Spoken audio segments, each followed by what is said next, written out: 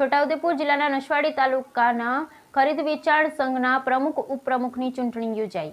છોટાઉદેપુર જિલ્લા નસવાડી તાલુકા ખરીદ વેચાણ સંઘ પ્રમુખ અને ઉપપ્રમુખની ચૂંટણીમાં ભાજપના 2 જૂથ ઉમેદવારી નોંધાવતા એક જૂથની હાર થતાં ભાજપના મેન્ડેટવાળા ઉમેદવારની જીત થઈ, જ્યારે મામલતદારની અધ્યક્ષતામાં આંગળી ઊંચીને મતદાન કરતા ભાજપનું વિરોધી જૂથે બેલેટ પેપરથી મતદાન કરવાની માંગ કરતા મામલતદાર તે માંગણી ના સંતોષતા લેખિતમાં વાંધો આપવા છતાંય મતદાન કરવાતા મામલો ગરમાયો। નસવાડી એપીએમસી ખાતે નસવાડી મામલતદારની અધ્યક્ષતામાં નસવાડી તાલુકા ખરીદ વેચાણ સંઘના પ્રમુખ ઉપપ્રમુખ પદ માટે ફોર્મ ભરવામાં આવ્યા, જેમાં ભાજપમાં જૂથવાદ થતાં ભાજપના મેન્ડેટવાળું એક જૂથ અને બળવાખોર એક જૂથ પ્રમુખ પદ માટે ઉમેદવારી નોંધાવી।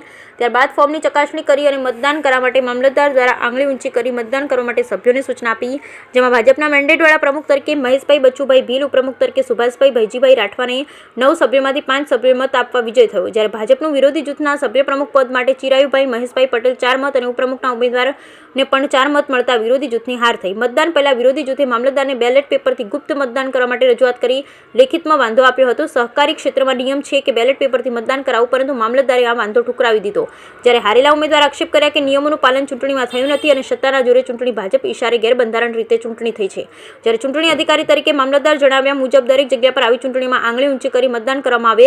હાલ તો ચૂંટણી શાંતિપૂર્ણ રીતે સંપન્ન થઈ, જ્યારે ભાજપના મેન્ડેટવાળી પેનલ જીતતા 17 વર્ષથી પણ એક હતું શાસનનો અંત આવ્યો અને તાલુકા ખરીદ વેચાણ સંઘના પ્રમુખ ઉપપ્રમુખની વરણીમાં પ્રથમવાર મતદાન થયું અને આદિવાસી સમાજના લોકોને પહેલીવાર પ્રમુખ પદની ગાદી મળતા વિસ્તારમાં ખુશીની લહેર છવાઈ। Bureau report Rehan Patel, Chhota Udepur. આજે જે નસવાડી તાલુકા સેવા સહકારી ખરીદ વેચાણ સંઘની ચૂંટણી હતી પ્રમુખ ઉપપ્રમુખની, એમાં પ્રમુખ માટે 2 ફોર્મ આવેલા, ભીલ મહેશભાઈ બચુભાઈ અને ચિરાયુભાઈ મહેશભાઈ, એની ચૂંટણી કરવામાં આવી અને એમાં મહેશભાઈ બચુભાઈને 5 વોટ મળ્યા અને ચિરાયુ મહેશભાઈને 4 વોટ મળ્યા, એટલે ભીલ મહેશભાઈ બચુભાઈને આપણે ચૂંટાયેલા પ્રમુખ તરીકે ચૂંટાયેલા જાહેર કર્યા છે। એવો કોઈ નિયમ નથી। અહીંયા જે પ્રમુખ ઉપપ્રમુખની ચૂંટણી કરવા માટે હાથ ઊંચો કરીને જ વોટિંગ કરાવવાનું હોય છે, બેલેટ પેપરની કોઈ જોગવાઈ નથી, એટલે આપણે વાંધો ગ્રાહ્ય રાખેલો નથી।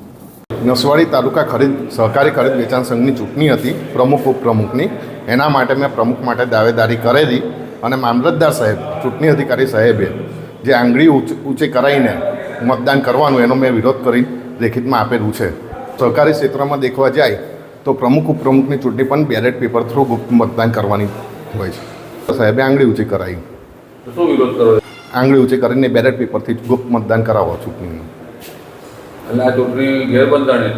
હા, ગેરબંધારણીય છે આ ચૂંટણી।